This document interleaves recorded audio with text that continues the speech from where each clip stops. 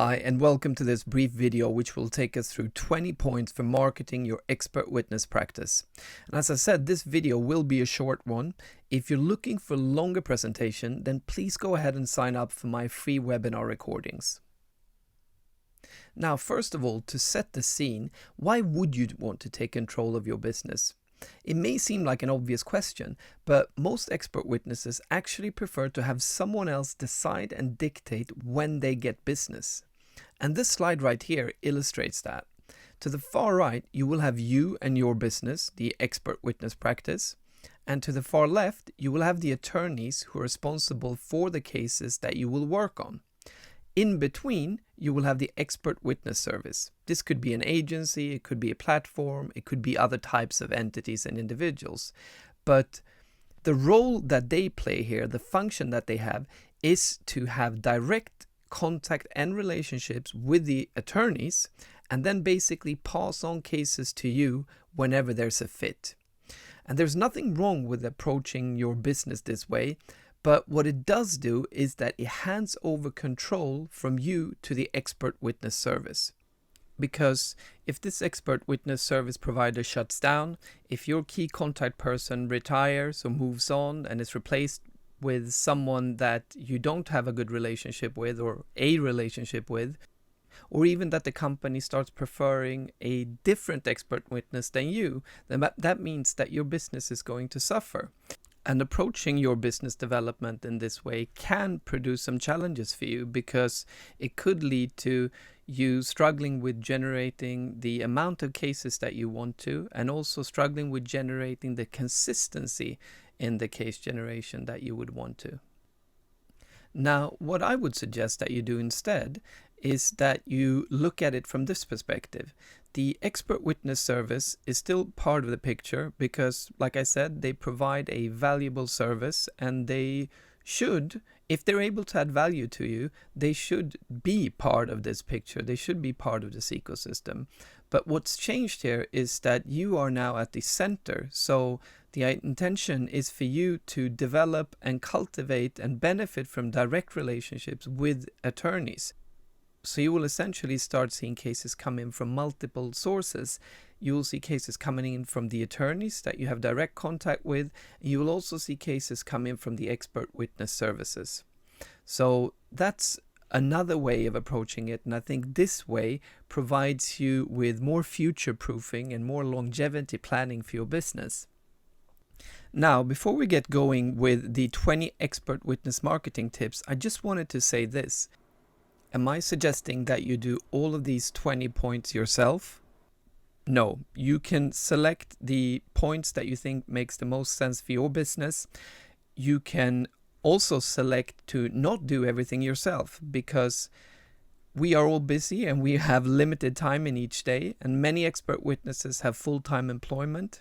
They may run other businesses, which means that they can't allocate as much time as they probably would want to business development and marketing. So a large part of what I do with my clients, irrespective of how I work with them, whether it be in my online program or in my one-on-one coaching, is to work with strategies for outsourcing, for standard operating procedures, for using systems, etc. Basically ways of leveraging their time so they only focus on what's absolutely critical. Okay, so let's start looking at the 20 points. The first one is mapping your ecosystem. And that's really where you should start, by reviewing what kind of landscape that you operate in. And it is easy to skip this first step out of convenience because, for example, you've already been active for a number of years, or maybe you're doing reasonably well already. But don't make this mistake, because understanding the kind of individuals and entities that can provide you with cases, either directly or indirectly, really is a crucial part of building your business. And it's something that I do with clients who are very established. And these established expert witnesses find a great deal of value in this mapping exercise. Once you've defined the landscape and the entities and individuals within it, start mapping these different target audiences. So if it is attorneys, what kind of attorneys are you focused on? And what is it that these attorneys will need help with? What kind of challenges do they have? What kind of problems do they want to get solved? And how can you solve those problems? Just being equipped with a better understanding of this will help you define your value proposition, and it's also going to greatly help you in your direct interaction and engagement with these attorneys. Then once you've reached that stage, you can start looking at mapping your services. Now, this is pretty often clear because you're providing expert witness services, but can still be helpful to think about what kinds of services and how you're delivering them.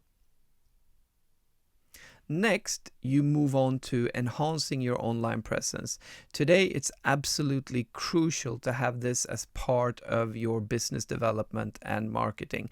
And this will really revolve around everything from social media to your website. But you shouldn't stop there. You should also look at how you are displayed and what kind of visibility that you have offline. Even though the online space is dominating, the internet is dominating today, it still makes sense to review this, because you may find pockets of visibility which isn't used simply because everybody's attention is on how they're displayed on social media and on their website. Speaking of websites, once you have a good understanding of who it is that you're targeting and what they care about, then you're able to improve your website presence. And a good website is not the same as an expensive website. Today you can get very far by just simply selecting one of these building block providers, such as Squarespace, for instance, and you can get a really cheap website for under $100 if you want to have someone just throw up a few pages for you. If you want to do it yourself, then you could do it for under $100. So once you've done that, you can move on to mapping relevant platforms. Even though you may want to be entirely in control of your expert witness practice and where the revenue is generated from, you may still want to consider listing your services on various platforms and probably with various agencies as well. And speaking of agencies, they're displayed here on this point number 8. So as I mentioned previously, relying on agencies as the sole provider of cases, these expert witness services, may not be the ideal long-term strategy. So you would want to look at diversifying by developing some relations of your own. Next, you can look at your communication strategy. And as an expert witness, you will have to consider how you want to manage communication. Some experts, they prefer not to communicate via written content on social media, blogs, articles, etc. at all, because they believe it can become a liability for obtaining more work or effectively conducting the work they're hired for. But other experts will consider communication as a crucial part in their marketing and business development efforts. So how you go about doing this is entirely up to you, but it will at least be useful for you to make an informed decision. Once you've decided how you want to manage your communication, then you can go ahead and execute your online communication strategy. As with the online strategy, you should also have an offline strategy. And as mentioned previously, this can become quite impactful if you find the right platform, if you find the right type of communication sources. Visibility can be achieved with several types of activities. We've discussed on and offline presence as well as communication so far in this video, but your in-person visibility can also become a cornerstone in your expert witness marketing activities. Where and how you engage and interact with attorneys and other key parties will to a large extent determine how likely these referral parties are to hire you, as well as speaking of you to others and also to hire you multiple times themselves. And having the kind of online presence which displays your name in association with the type of expert witness work that you do can be a veritable gold mine. And a lot of the efforts that we've discussed so far are more active in the sense that they need you to produce content or engage with people directly. But the presence that we're now talking about is passive, more passive at least. It requires a lot of work to set up and less work to maintain. But once that whole system is in place, you are very likely to generate a large portion of your cases that way, if set up properly naturally. Online listings can help you with two things. The first is as a potential source of cases. The second is helping you with the rankings that we just discussed on the previous page. So what you will have to do to leverage this opportunity is to identify where your target audience gather, both on and offline, and then make sure that you're visible there. As part of your expert witness marketing activities, you need to understand what your network looks like. Some have a network that entirely consists of their peers, and others have a network that consists of people that they have worked with in the past, such as internees. So you should go through your list of connections on social media as well as the ones that you have in your Rolodex and identify who are in scope for either providing you with cases directly or introduce you to individuals who are in a position to refer cases to you. Once you've mapped your network, you're able to get to work with engaging with that network. And it's like that old saying, it's much easier to sell to an existing client than to a new one. And that also applies to the expert witness space. If you don't have any connections at all that can help you, then that's obviously fine. Those you will develop over time, but that means that you will swiftly move on to the next point, which is this one.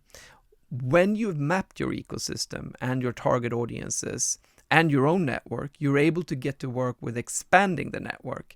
And your networking strategy can be implemented both online and in person. Expanding your network online with potential referral parties is a very effective way to grow your business because it allows you to pinpoint exactly the professionals that you wish to engage with and to do it at large scale. And this is something that would be very hard if you try to achieve it in person. And as there's no one size fits all, you will have to evaluate which activities that work and which don't. And once you know what works, you will be able to start doing more of it. But don't confuse being busy with being effective and doing the right thing. Alright, so I hope you enjoyed this very brief video. The question is, if you like this sort of content and you like the ideas, what can you do if you're interested in taking your business to the next level? Well, I offer you two different solutions. The Academy and the Accelerator programs. So let me tell you about each of those. First is Academy, and it's essentially a 15 hours online training program. The Accelerator program is based on one-on-one coaching, and we'll go through them now in detail. The Academy program, like I said, is based on over 15 hours of video training.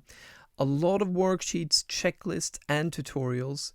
You'll also get access to a community of peers, which is a private LinkedIn group, and accountability partners as well as monthly group calls.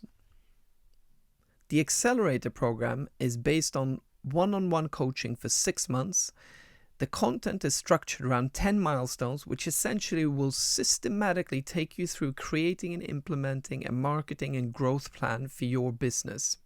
You'll also get access to private clients only group, as well as a group chat where you can interact with the other members of the program. And finally, you'll get access to monthly Zoom calls as well as workshops on a regular basis. If you're interested in finding out more about the Academy program and the Accelerator program, then go ahead and click the links below. Thank you very much for listening in.